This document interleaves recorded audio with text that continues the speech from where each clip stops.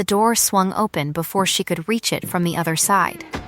She was standing at the narrow washstand in the upper linen room, her dress half unlaced at the back, when the latch gave and the light from the corridor fell across the floor in a long pale stripe and found her there, not as she would have wished to be found, not in the gray uniform of the invisible, but in the plain white of a woman caught in the middle of becoming herself again after a day of becoming nothing. She turned. He stood. Neither of them spoke for a moment that lasted, by her count, the length of a short prayer. She would remember the counting. Afterward, she had counted to 3 to keep her face from reporting anything at all. Had she known what that silence would eventually cost her, what it would cost them both, she might have counted differently. But she did not know yet. No one does, at the start of a story.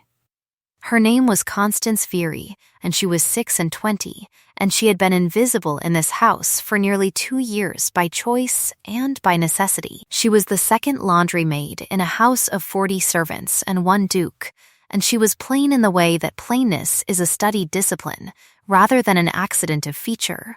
Hair pinned close, eyes lowered, movements always the same, never ornamental, never noticed. She had cultivated her own disappearance the way another woman might cultivate beauty, and she had been very good at it, until this moment. The Duke of Ashmore was a tall man, and he had not expected anyone to be in the linen room. He had been looking for the household ledger that his steward, Mr. Aldred Fossey, assured him had been filed on the upper shelves after the quarterly reckoning. He had not found it downstairs. He had come up himself, which was not the sort of thing the Duke of Ashmore generally did, and which was in itself a small departure from the law of his own nature. Later, she would understand why he had come himself. At the time, she only understood that his hand was still on the door, and that she could not reach her dress without crossing the room toward him. He stepped back. He pulled the door behind him until the latch caught. He said nothing. Through the door, after a moment, she heard his voice, measured, very low, the voice of a man accustomed to being heard without effort. "I beg your pardon. I was looking for a ledger. I will send Mrs. Hartwell," and then his footsteps went down the corridor, unhurried, and the light beneath the door stayed lit, and then was gone. Constance pressed her hands flat against the washstand and breathed and counted again.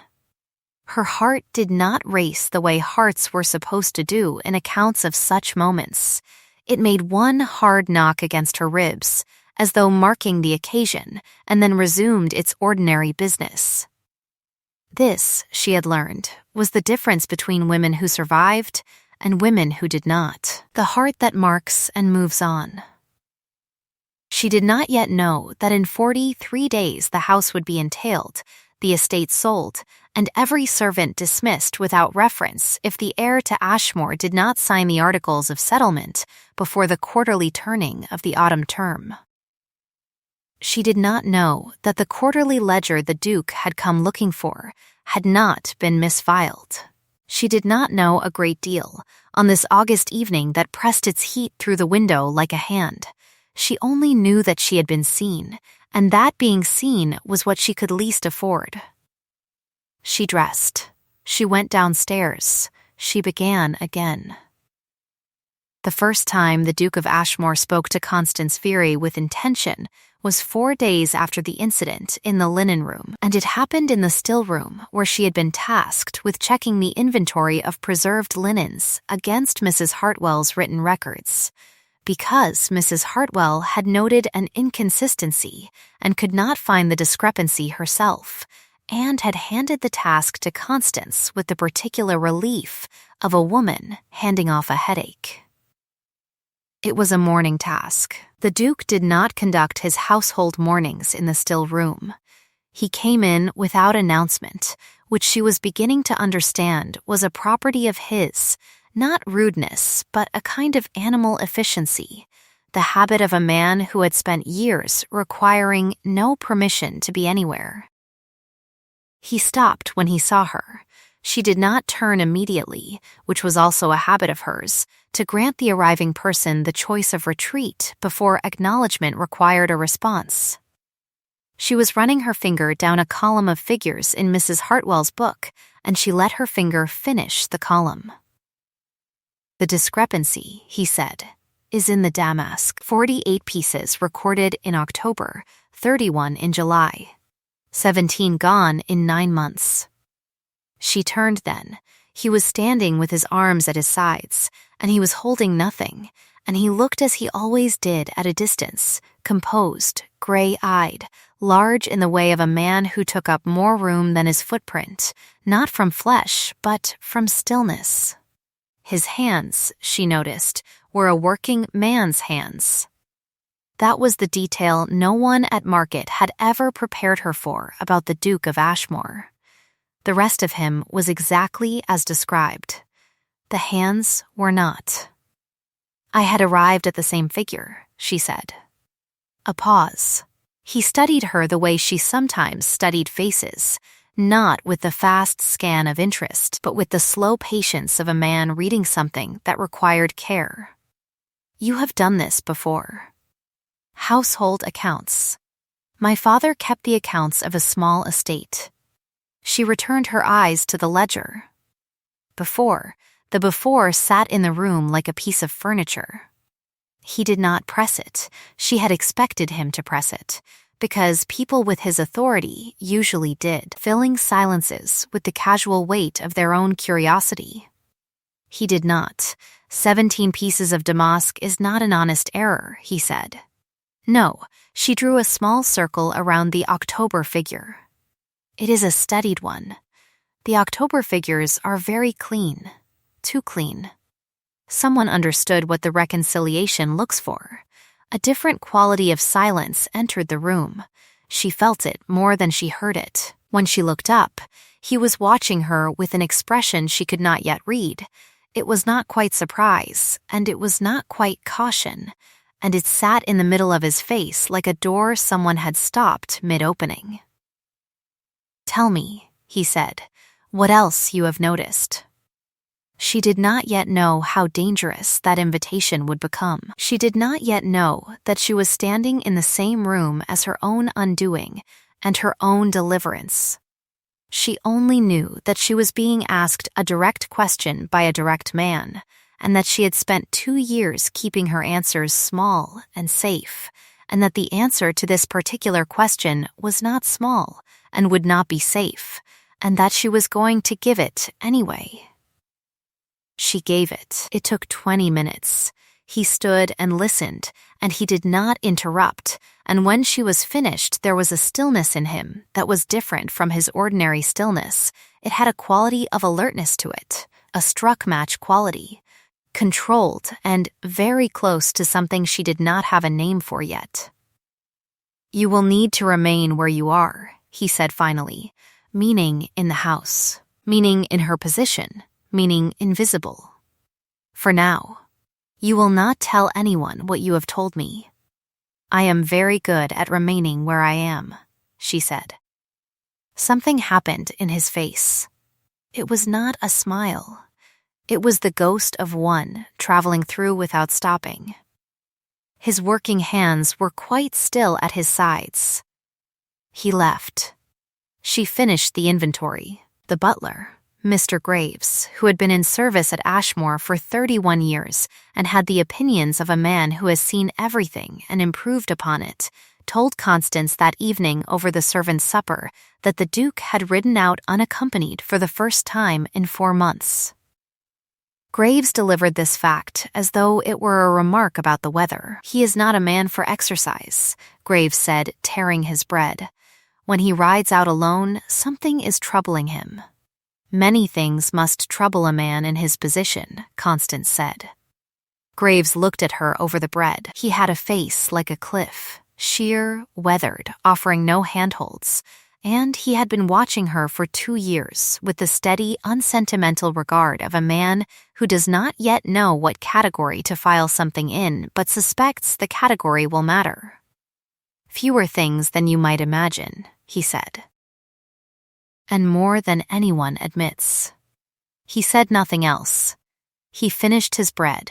He went back to his post. Constance cleared her plate and went upstairs in the usual way, the invisible way, along the back stair that no one watched. 40 days, she thought. 43 until the autumn term. She had been good at counting since she was 11 years old, and her father had put the first ledger in her hands and said, "This is the truth of a household, more honest than anything anyone will tell you. Learn to read it." She would need, she thought, to read very carefully now. The man behind the missing damask and the clean October figures was Mr. Aldred Fossey, and Constance had known this for 3 weeks before the Duke came to the linen room. She had not known it in the way of certainty. She had known it the way she knew a sum was wrong before she found the error, as a wrongness in the texture of the thing, an excess of smoothness where texture should have been. Fossey was a smooth man. That was his nature and his danger. He was perhaps 40, and he moved through the house with the authority of a man who had been trusted for so long that trust had become furniture, invisible, load-bearing, unexamined. He dressed well, which was not suspicious, but he dressed in a particular way, the way of a man who does not dress for others, but for himself, which told Constance something specific about the architecture of his self-regard. He was kind to those above him and efficient with those below him, which was the exact configuration of a man whose kindness has a purpose. He was the steward. He managed the accounts. He had been doing so for 8 years, through the late Duke and the long period of the current Duke's grief. 4 years since the Duchess died of the fever that had swept through 2 counties, and in that time he had made himself essential in the way that a vine makes itself essential to a wall, gradually, thoroughly, so that by the time anyone looked closely, removal would require rebuilding the wall. Constance had not yet told the Duke who she suspected. She had told him the mechanism, the systematic under-recording of linen, silver, provisions, small amounts, below the threshold of scrutiny, perfectly regular. The sort of thefts that compound over years into a figure that would, she suspected, align with the settlement shortfall the Duke was navigating. She had not said Fossey's name because she had no proof of the kind that would survive examination, and she was a laundry maid, and he was the steward, and the mathematics of that social equation did not produce outcomes in her favor without something more than a ledger and a feeling. She was looking for the something more. It was not Fossey who found her looking. It was Fossey's man, a sharp-faced under-steward named Brant, who had the hunted, lateral watchfulness of someone doing work he was not proud of, who passed her in the corridor outside the estate office one evening and stopped, and turned back, and studied her with an expression that told her she had been standing outside that door a moment too long. "Lost?" he said, delivering the household inventory to Mrs. Hartwell's files. She held up the document. It was genuine. She had timed it to be genuine. Brant looked at the document. He looked at her. The calculus ran behind his eyes. Servant, woman, inventory, evening, nothing to explain, nothing to act on, and resolved in her favor by a margin she judged at no more than a hair's width. "Mrs. Hartwell's office is down the South Passage," he said. "I know," she said. I had stopped to read the notice board. She nodded at the board that occupied the wall across from the estate office, where it had always occupied the wall, covered in its usual notices. She had read every word on it already. She allowed him to watch her read it again. Then she went down the South Passage. She had learned one thing that she had not had before. The estate office was occupied in the evenings, and not by Fossey. Fossey was always in the drawing room after 8 o'clock, by the Duke's standing invitation. The kind of standing invitation that is the architecture of a trust that has been carefully built over 8 years. If the estate office was lit at night, it was Brant in it, and Brant was doing something he needed the cover of darkness for. This was new information. She filed it in the same careful place she filed everything. The next morning, Fosse came to find her. This had not happened before. She was in the laundry. And he came to the laundry doorway and asked Mrs. Hartwell if she might spare the girl with the figure for the ledgers, as he had a simple reconciliation that wanted a second set of eyes, and Mrs. Hartwell's own time was occupied. Mrs. Hartwell said yes, of course, and Constance carried her driest expression across the room and followed Fosse down the corridor to the estate office. He closed the door. He was smiling. It was the gentlest smile she had seen in a long time. "I have been hearing things," he said, "about your interest in the household inventories." "Mrs. Hartwell asked me to find a discrepancy," she said. "In the damask. And did you find it?" "A recording error in October. Likely a transcription mistake." He looked at her for a long moment. His expression was affectionate and composed, and as warm as a wall in winter sunshine. "You are a very clever young woman," he said, softly. "I recognized it the moment you came to this house. Cleverness in your position is a fragile thing. It wants protecting." She waited. He crossed to the desk and opened a drawer and took from it an envelope, which he set in the center of the desk between them. "There is a position," he said, "in my sister's household in Edinburgh. Housekeeper's assistant. It pays twice what you earn here, and my sister is a kinder mistress than you will find in most houses." He folded his hands. "I could arrange it this week. Before the quarter." She looked at the envelope. She looked at his folded hands. She let the silence sit long enough to read as consideration. "What is in the envelope?" she asked. He smiled wider, warm and rueful, as though she had made a small, endearing error. "A reference," he said. "From me. Worth considerably more than the position it accompanies." She picked up the envelope. She held it the way her father had taught her to hold documents you intended to examine, thumbs at the edges, fingers clear of the seal. It had been opened and resealed. She knew the feel of that. She had been rereading her father's letters for 2 years. "I am very comfortable here," she said, "but I am grateful for the thought." She set the envelope back. His smile did not change. The temperature behind it did. "The quarter," he said, "is in 40 days. You understand the situation of the house." "I understand that estates have situations," she said. "It is above my station to understand the particulars." "Yes," he said, "it is." He picked up the envelope himself. "I will leave the position open until the end of the month, in case you reconsider."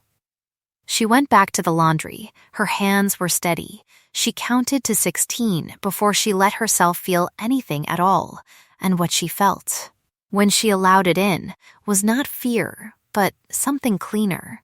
The particular clarity of a woman who has just had her suspicions confirmed and her character tested in the same interview, and who knows, with the precision of a good accountant, exactly what column each fact belongs in. Fosse had not asked what she had told the Duke. He had not needed to ask. He had known she had been to the Duke. He had known because Brant had reported it, or because Fosse had found some other channel through which truth traveled in this house, some document or conversation he had access to in ways he should not. This told her the estate office was not the only place to look, and it told her the time was shorter than she had thought. She needed something with Fosse's name on it, in Fosse's own hand, showing not a transcription error, but a decision. She needed a document that could be produced, set against another document, and demonstrated before witnesses. She began working out where such a document might be. The Duke sent for her that same evening. This was communicated through Graves with the studied neutrality of a man who had ceased to be surprised by anything the house produced. The message was that she was to come to the library at 8:30, if she was able. The "if she was able" was the only courteous untruth in an otherwise very honest form of summons. He was standing at the window when she came in, and he did not turn for a moment, which she had come to understand was not a discourtesy, but a kind of preparation. He collected himself before speaking the way a man checks his footing before walking somewhere uneven. "Fosse spoke to you today," he said. It was not a question. She stood near the door, not presuming. "He offered me a position in Edinburgh." He turned then. His expression was the door half-opened one, and she was learning to read it now. It was his face's version of a close attention it did not know how to wear more openly. "Did you take it?" No, something moved in him. It was small and controlled, and he immediately covered it with the grave settling of his ordinary expression. "He knows," he said, "that I have been looking at the accounts." A pause. "He does not know what you have found. Or he would not have offered you Edinburgh. He would have offered you silence." She recognized, with a small internal click, that this was the most he had said to her at once about the thing that was actually happening in this house, and that he was watching her as he said it with the specific attention of a man testing the quality of ground before he trusts it with his weight. "He offered me the envelope before he offered me silence," she said. "He thinks I am manageable. He thinks cleverness in my position needs protecting, which is another way of saying it wants a keeper." The Duke's chin came up a degree. "And does it? It does not." A moment. Then he moved to the desk and sat, and he gestured, not grandly, economically, toward the chair across. She sat. They were two people across a desk, which was the most ordinary arrangement in the world, and which felt, to her, like standing at the edge of something that had no opposite shore visible. "I cannot act on what I have," he said, without more than a ledger and an argument. "Fosse has been here 8 years. His word carries weight that mine would need proof to move." He looked at his hands, the working ones, flat on the desk. "The settlement is signed in 40 days. If the estate's accounts cannot be reconciled before the trustees review them, the arrears fall to me. The house is forfeit, the staff dismissed, the grounds sold." He paused. "I have told you more than I should. You have told me exactly what I need to know to be useful," she said. He looked at her for a long time. She did not look away. This was new behavior for her, the meeting of eyes rather than the careful architecture of deference, and she was aware of it as a choice. A conscious abandonment of the survival strategy that had kept her invisible for 2 years, and she could not have told anyone why she was making it now, except that it felt like the only honest thing to do. "What do you need?" he said. "Access to the original quartermaster receipts from the past 3 years, she said. "The ones Fosse files with the estate records, not Mrs. Hartwell's copies, and time in the estate office without Brandt." He said nothing for a moment. "Then, you know about Brandt. He watches the office in the evenings. I do not know yet what he is doing there, but it wants looking at." The Duke was quiet in a new way, not the habitual stillness, but the stillness of a man holding very still around something sharp. "My wife," he said, and stopped. He looked at his hands again. Then, more carefully, "There is something I cannot yet lay before you. There is a reason the accounts are what they are that is not only Fosse. When I am able to tell you, I will." She received this promise the way he had given it, without pressing, without pretending she did not want it answered. "I understand," she said. "I will not ask." "I know you will not," he said. "That is why I am telling you there is a thing not to ask." She walked back to her room through the house's nighttime quiet, and the remark walked with her, turning itself over, refusing to lie flat. She did not know it was the most intimate thing he had said to anyone in 4 years. The quartermaster receipts were made available to her on a Tuesday through the mechanism of Mrs. Hartwell's official request for a full inventory audit, a request the housekeeper had been holding in reserve for months and now deployed with the satisfied air of a woman finally permitted to do what she had always wanted. Fossey was absent from the estate for the day on business that had conveniently materialized. Brant was occupied by tasks that had been multiplied by the Duke's unexpected interest in the stables. Constance had 4 hours. She found what she was looking for in 2. The quarterly receipts for provisions, flour, coal, lamp oil, candles ran back 3 years, and they were immaculate. That was the problem. Immaculate receipts in a working estate of this size had the same quality as Fossey's smile, too much warmth, distributed too evenly, with the particular smoothness of something that had been polished into the shape of honesty rather than grown into it. She had seen this quality in her father's accounts in the final year, before she understood what was happening at Barrowholt, and she knew the texture of it the way she knew the texture of resealed envelopes. She did not compare amounts, she compared hands. There were 3 different hands in the provision receipts: the suppliers, the receiving clerks, and occasionally a third she had assumed was a countersignature. She began charting the third hand's appearances against dates and amounts. It appeared, the third hand, on every receipt where the amount exceeded the standing order by more than 15%.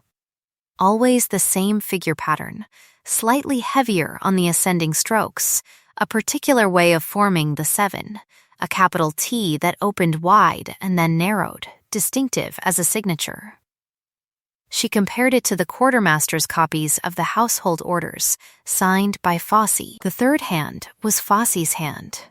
Fossey had been countersigning inflated provision receipts, not his own invoices, someone else's, for suppliers who were almost certainly paid at the face rate and not the inflated rate, the difference going somewhere that was not the Ashmore accounts.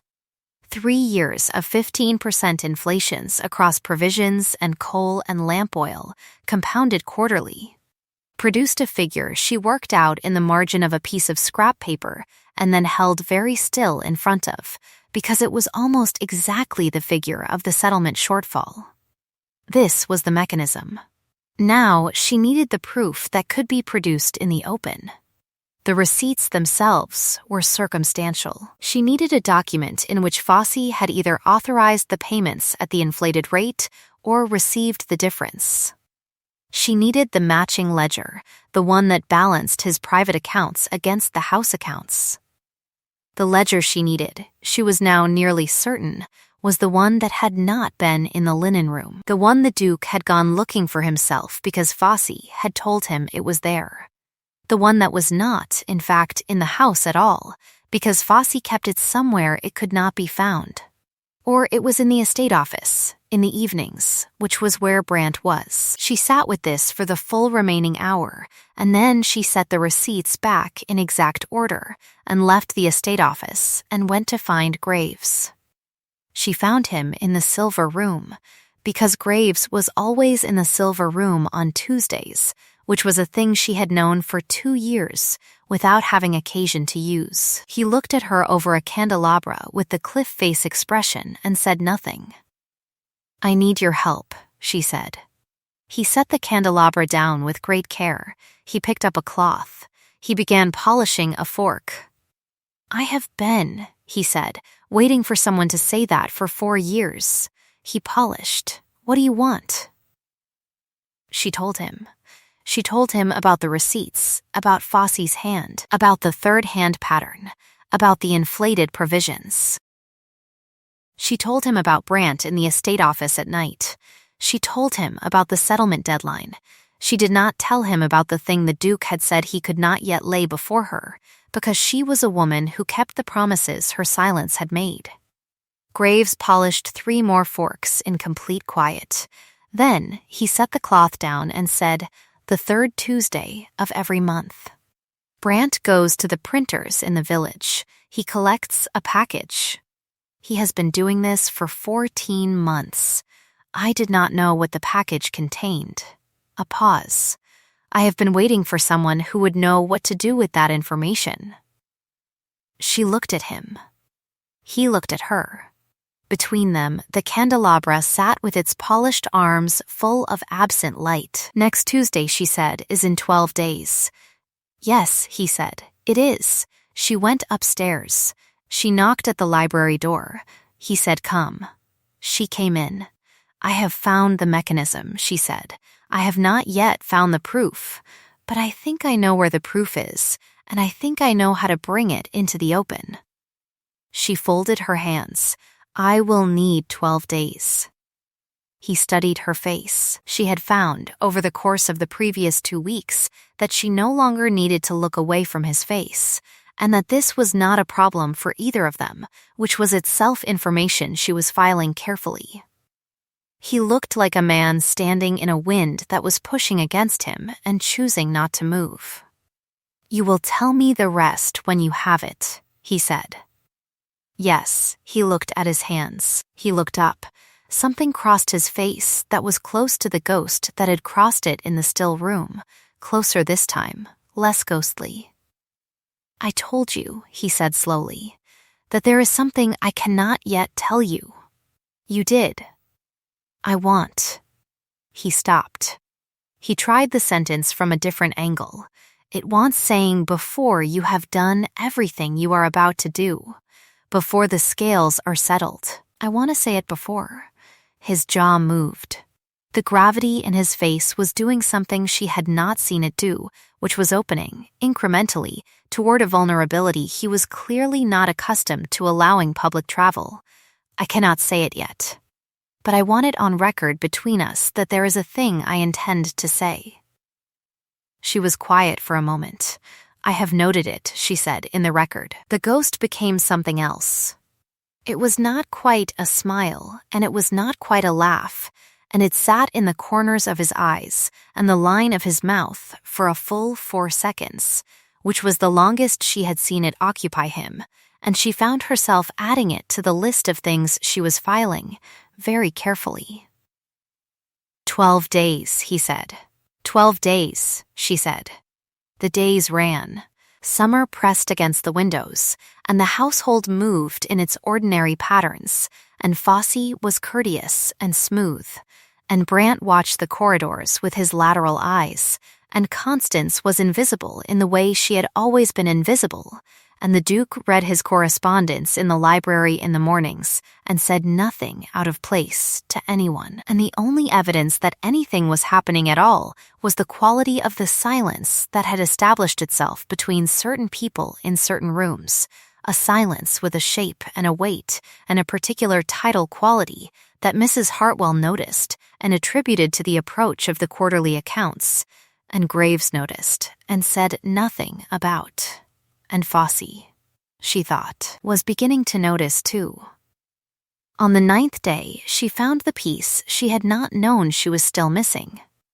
She had been sent to air the rooms in the East Wing, a task usually given to the chambermaid, redistributed today because the chambermaid had twisted her ankle on the back stair, and the house was short-handed.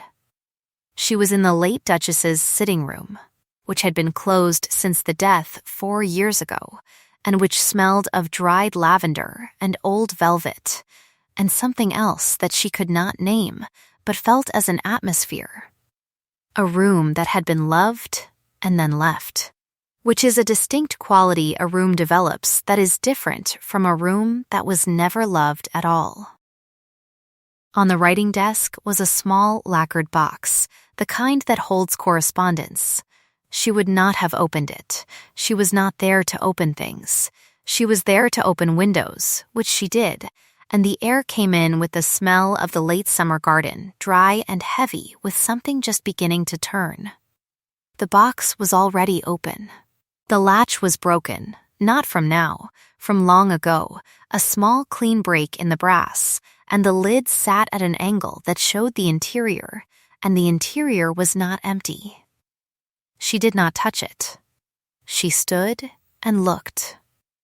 Inside the box was a letter, folded once, with a seal broken in the same long-ago way as the latch. The paper was the particular yellow of something written in the years before the Duchess died. The hand she could see from the fold's exposed portion was not the Duchess's. She had handled enough household documents to know a woman's hand from a man's, and this was a man's, and it was a specific man's. And she recognized the capital T before she recognized anything else. She left the box exactly as it was. She finished the room. She went downstairs. She wrote a note to the Duke, 2 sentences, and gave it to Graves, and Graves conveyed it with the efficiency of a man who has been running quiet operations for 31 years and finds the work energizing. She was in the library by 5 o'clock. She told him what she had found. He went very still when she mentioned the East Wing sitting room, and it was a different kind of still from his ordinary kind. It was the stillness of a man taking a blow and not letting his face report it. She waited. The thing he had been unable to tell her was moving through the room like weather, and she could feel its approach. He stood and walked to the window and stood there, with his back to her for a moment that she counted through to 8. She asked me, he said finally, without turning, not to dismiss him. Before she died, she said she had reasons that she could not give me, and that she needed me to trust her, and I trusted her. Because I always trusted her, and because she was dying, and I did not want her final months to be occupied with an argument. His voice was measured and very low, and it was doing what the voices of people in this story always did at the worst moments. It was composing itself around something that did not want to be composed. I honored it. 4 years I have honored it, and the estate has been unraveling thread by thread. A pause. I do not know what is in that letter. She stood. She said, I believe I do. Or near enough. He turned. He looked at her across the library with the fully opened expression now. No more half measures, no more doors on hinges. The gravity was there, and the grief was there, and something else that she did not put a word to yet, because she was a careful accountant, and she did not put numbers in columns she had not yet earned the right to fill. Tell me, he said. She told him her reasoning. Fosse had been writing to the Duchess, probably for years, not for the reason that first proposed itself, but for a simpler, older reason. Fosse had been in the late Duke's service, and when the late Duke died, he had expected to be kept in a trust that was not materialized in the will, and he had gone to the widow with the calculation that a woman newly responsible for an estate she did not understand would make a different set of arrangements than a man. And he had been right, because the Duchess was generous and frightened and grieving, and she had made arrangements that Fosse had been exploiting ever since. And then, when she was dying, he had gone to her again with a different threat. Not the threat of leaving, but the threat of telling. And she had made her husband promise on the grounds of trust and love rather than understanding. Because she did not understand. Because Fosse had ensured she would not. The Duke said nothing for a long time. When he spoke, his voice was the same, level and low, and what it was doing now was a thing she had a word for. It was grieving, precisely and without complaint, the way people grieve when they have been doing it long enough to have developed the technique. She was protecting me, he said. She thought she was protecting me. Yes. She did not know what he was doing to the accounts. She knew he was doing something. She did not know the scope. She was promised the scope would stop. She paused. It did not stop. He was quiet another moment. Then, with the deliberateness of a man putting a very heavy thing down in a controlled way, what do we need? The letter, she said. And whatever Brandt collects from the printers on Tuesday, and Fosse's private account ledger, which I believe Brandt keeps in the estate office, and which I believe the printer produces in clean copy once a month. She took a breath. And witnesses. Named ones. Before the quarterly review. You will have all of it, he said. He did not ask how she intended to get the letter without touching it. He trusted her to have a mechanism. She did have a mechanism, and it involved Graves and a sealed envelope addressed to the Duke himself, carried by hand, with the original untouched inside, a chain of custody that a trustee could trace. She had been thinking about chains of custody for 9 days.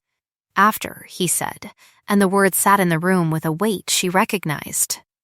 She looked at him. After, she said. There is time after. He nodded once, as though something had been settled that was a different kind of settlement than the estates, and she went out, and the late summer evening was still warm, and the first leaves were just beginning to think about turning. Tuesday came. Graves intercepted Brant's monthly package from the printers by the simple expedient of being in the lane when Brant came through the village gate, and being very large, and having 31 years of moral authority in the house behind him, and asking, in the specific tone he reserved, for situations where asking was doing the work of commanding, whether Brant might like to have a private word. Brant, who had the self-preservation instincts of a man who knew exactly how exposed he was, said yes. The private word happened in the estate stable yard, and it consisted of Graves presenting the facts as he understood them and asking one question, which was, how much of what Fossey had told Brant about his own legal exposure was accurate. The answer, which Brant had apparently been sitting on for 14 months, required very little excavation. He had not signed anything, Brant said. His name appeared nowhere. He had carried the packages and kept the office and kept his mouth shut and been paid in cash from an envelope Fossey gave him quarterly. He could account for every penny. He had kept records. He had been keeping records the way a man keeps records when he suspects he will one day need to prove exactly where he stood. He brought the records out on Wednesday morning. He brought them to the estate office, and he laid them on the desk, and the Duke was there, and Graves was there, and Constance was there, and he stood in the middle of the room in the particular posture of a man whose pretense has finally become more weight than it is worth, and he answered every question he was asked without hesitation. He was not the hinge of the reckoning yet. That came after. Fossey was called to the library on a Thursday morning, the 39th day since August's heat had pressed its hand against the linen room window, and a door had opened. He came in neat and unhurried, in the immaculate way of a man who maintains surfaces. He looked at the library. He looked at who was in it. The Duke of Ashmore was seated at the long table. Graves was standing to the left. The estate's solicitor, Mr. Buick, an elderly man with the bone-dry composure of someone who has presided over many reckonings and finds them merely a category, was seated across from the Duke with a writing case open in front of him. Constance was at the far end of the table, with the quartermaster receipts sorted before her and the lacquered box, still sealed, still in its envelope of custody, to her right. There was also, which Fossey had not expected, a second witness, Alderman Crane from the village, who served as the county's property commissioner and who had been engaged as the neutral instrument these proceedings required. He was a large, unhurried man with an honest face and the demeanor of someone who had no investment in the outcome beyond the truth of it. Fossey's composure performed very well for the first 4 minutes. The Duke did not raise his voice. He had never needed to. He said that he had asked Mr. Fossey here because there were questions about the estate accounts that wanted answers, and he would prefer to have them answered quietly, in this room, before the quarterly review. He gestured to Constance. She laid the quartermaster receipts flat. She walked through it. she did not perform. She had the accountant's gift of making the figures themselves do the dramatics, the steady recitation of dates and amounts, and the divergence between the provision invoices and the household orders, the pattern of the inflated 15s, the third hand that was not the supplier's and was not the clerk's. She set one receipt beside a household order Fosse had signed. She said, "This is Mr. Fosse's hand on the order. This is Mr. Fosse's hand on the receipt's countersignature. The amounts do not match." She said it the way her father had taught her to say the plainest truths, without inflection, without theater, as though the words were merely the truth and could stand without assistance. Fosse said it was a transcription error in several receipts over several years, and that he would of course welcome an audit. Buick, the solicitor, said that was very good, and they would come to the audit in a moment, and in the meantime, perhaps Mr. Fosse could explain the ledger. The ledger was the clean monthly copy from the printer's, Brandt's, package. 14 months of them stacked before Buick now, the private account that balanced Fosse's extracurricular receipts against the payments from suppliers who had been paid face rate and had never queried the disparity because they were adequately paid and the additional arrangement was not their concern. Fosse looked at the ledger. His composure found its first hairline crack, a small stillness of his left hand, which he recovered before anyone who was not watching very closely would have seen it. Constance was watching very closely. He said the ledger was private correspondence, and he did not see what it had to do with the estate accounts. Crane, the alderman, said in his large, unhurried voice that he would be the one to determine what was relevant to the review, and he would appreciate Mr. Fosse's patience. Constance said, "Miss Fosse," the third-hand signature on the receipts. "Is it your hand?" "I have already said, one question," she said, "is all I am asking. Is it your hand?" Fosse looked at her.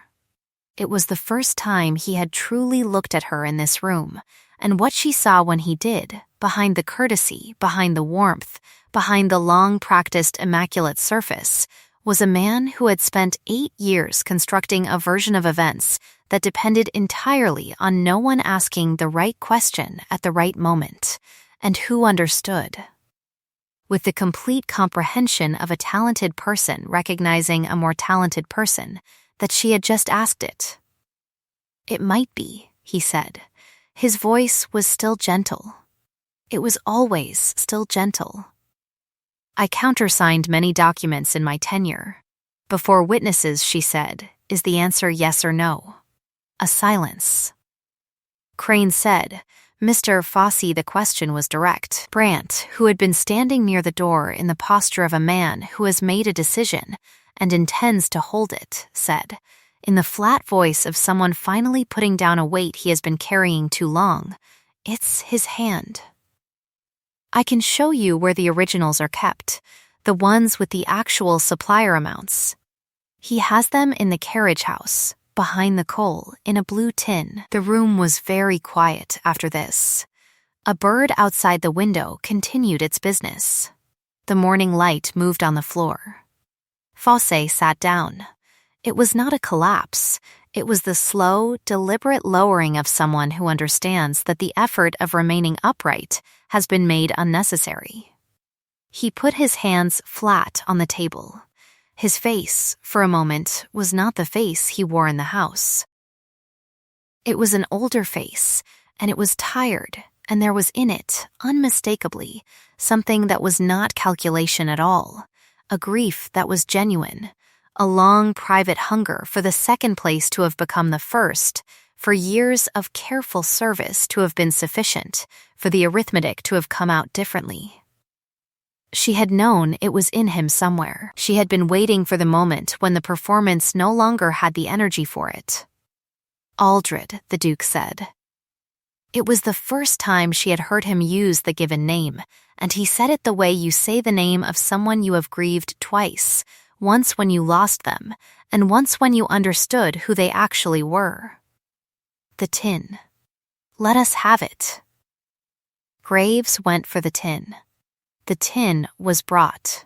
The originals were inside, matching every inflated receipt, and the figures aligned with a precision that left nothing to argument. The Duke looked at the originals for a long moment. Then he looked at Fosse. He said, "I will not prosecute." Buick looked up. Crane looked up. Fosse looked up. "The prosecution," the Duke said, "would require public proceedings and public records, and those records would include my wife's name, and her name will not be attached to this matter." He said it without anger, without heat, in the voice of a man who has thought this through to its only conclusion. "You will resign your position. You will repay what can be documented. In installments structured by Mr. Buick, you will retire to your sister's property in Westmoreland, which I understand is where you have been intending to retire in any case." He paused. "You will have an allowance. It is unearned, and you are aware of that, and I am telling you plainly that it is for the innocent members of your family and not for you. If you accept these terms, you will sign the agreement today, before the quarterly review." Fosse was quiet for a moment that had a quality she had only seen once before, in the room where her father had finally sat down across from the figures that would not be made to lie. It was the quality of an ending arrived at. "I accept," he said quietly. "I am." He stopped. He did not say the word. Perhaps he was unable to say it, or perhaps he felt the word no longer belonged to him, or perhaps he understood that the most decent thing he could do at this particular moment was to spare the room a further performance. He stood. He extended his hand to the Duke. The Duke took it briefly. Fosse left the room with Buick, and Crane made his notes with the steady hand of a man adding a line to a long register, and Brandt had gone with Graves to make his separate accounting. Constance sat at the end of the table. The lacquered box was still before her, unopened in its envelope. The Duke sat at the head of the table and looked at it. "I should have looked," he said, 4 years ago. "You were in grief," she said, "and you trusted her. That was not a failure. I failed the house. The house," she said, "is standing. The house will stand." She paused. She trusted the wrong man. So did you. Most honest people trust the wrong person once. It is not a deficiency of character. It is a deficiency of Fosse. He looked at her. The expression was the fully opened one, and she was not certain what was behind it now, only that it was large and that it had been held back for a very long time. "The letter," he said. "It does not need to be opened," she said. "The case is settled. The letter is hers. If you wish to read it, it is yours to read. If you wish to burn it, that is equally yours." He reached out and took the envelope, and he held it the way he held almost everything, steadily, with those particular hands, as though weight was something he knew how to manage. He did not open it, and he did not set it down. He held it. "She used to call me by my given name only once a year," he said, "on the anniversary of the day we met. She said the name was too much of a gift to spend on ordinary mornings." Something quiet moved through his face. Her name was Eleanor. He set the envelope in the inside breast of his coat. "I will read it tonight." Constance said nothing. This was right. This was exactly right. The silence belonged to Eleanor. After a moment he stood, and she stood, and the morning was still happening outside the windows, birds and light and a garden just beginning to show the first brown edges of September. "There is a thing," he said, "that I told you I intended to say." She was very still. "There is. The settlement is signed," he said. "The scales are settled, or very nearly. The thing I intend to say."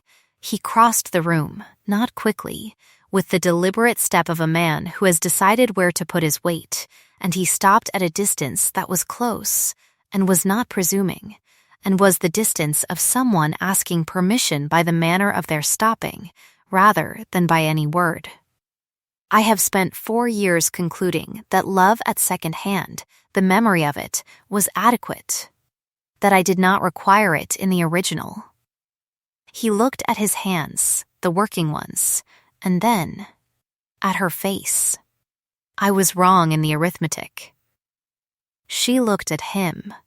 He looked at her. Between them there was the morning and the smell of the season turning, and the sound of one bird that had been threading through the windows since August. I am not in a position of debt to you, she said carefully. I have been keeping my own accounts. I want that to be clear before I answer. It is clear, he said. It is why I waited for the scales to settle. I want no rescue in the answer. I want no calculation.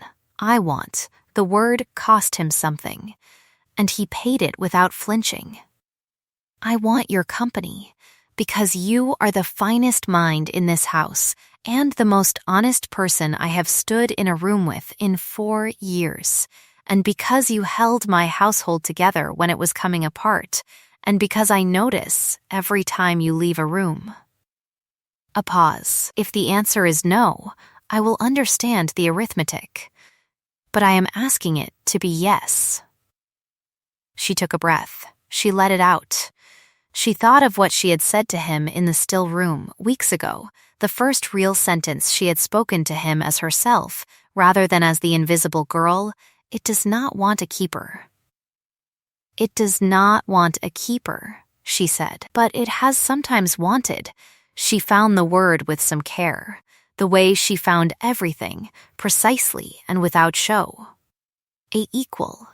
He said, yes, she said, then yes. He did not reach for her hand. He held out his open palm.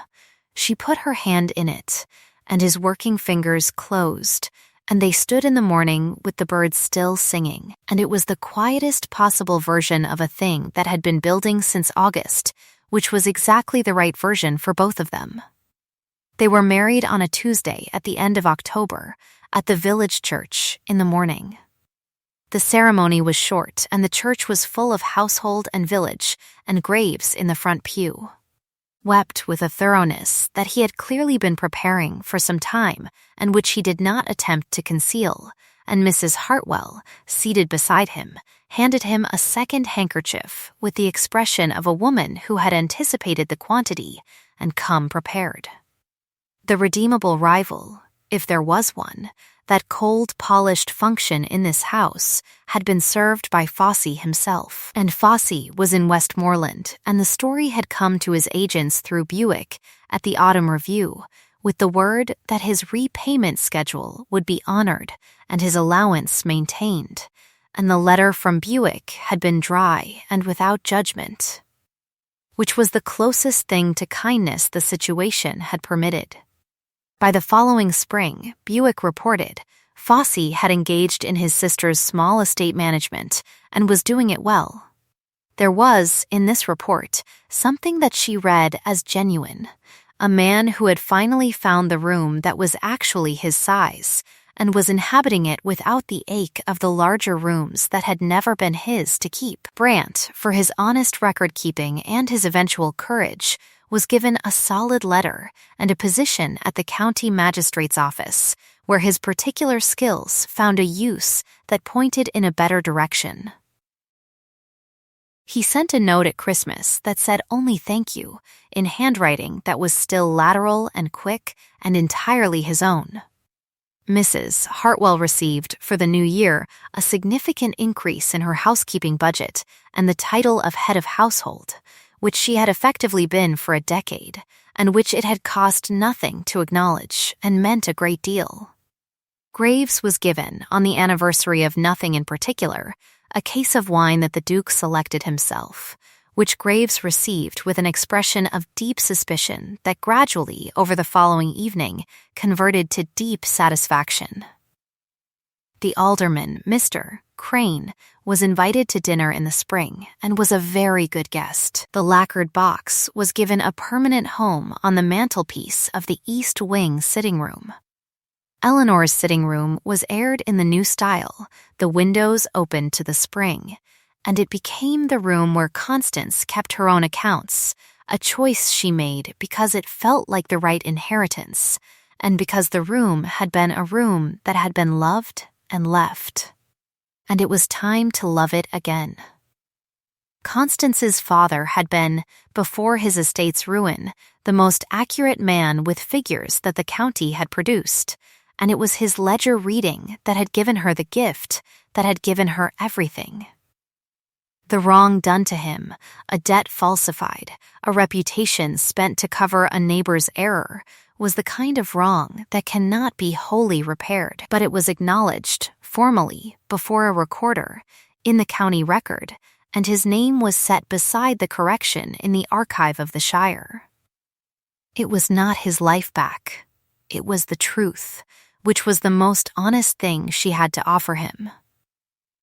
Constance settled her husband's estate accounts 3 weeks before the quarterly review, every figure reconciled, every line balanced, the arrears resolved from Fosse's documented repayments, and the resumed honest running of the provisions. The trustees reviewed the accounts in November and found them clean. The settlement was signed. The house stood. On a morning in the following July, a year from the August that had pressed its heat through a window like a hand, she was in the still room where she had first been asked to explain herself, and she was running her finger down a column of figures, when the door opened and he came in without announcement, which was still his nature, and she had come to find it the particular comfort of a person whose arrivals you can rely upon. He stopped when he saw her. She did not turn immediately. She let her finger finish the column. "The damask," he said. "All 48 pieces." She looked up. He was standing with his arms at his sides, his working hands quiet. The July morning was at the window, and the garden was full with summer, and one bird was doing its unremarkable business somewhere in the leaves. "I know," she said. I checked. Something moved in his face, not the ghost of a thing, not the half measure, but the full version, unhurried and entirely his. It had been making its home there with more frequency, the full version, and she had stopped cataloging its appearances and simply allowed it to arrive. "Come," he said. "The garden wants walking." She set the ledger down. Corner to corner, squared, she went. If this story warmed you, if you recognized something in the small, deliberate courage of a woman who kept her accounts honest while everything around her was being falsified, then you know already what it means to find the way out through the middle, in the light, with people worth trusting beside you. Come back to the fire whenever you need it. There is always a chair kept, a candle lit, the kettle close to ready. I would love to know what moment in this story made you certain. The still room, the refused envelope, the palm held open in the autumn light. Tell me in the comments. I read every one. And if you would like to keep a place here, by this particular fire, the subscribe button will save your seat. Sleep well, and be honest with your ledgers, and be gentle with the ones who counted on you when the accounts were darkest.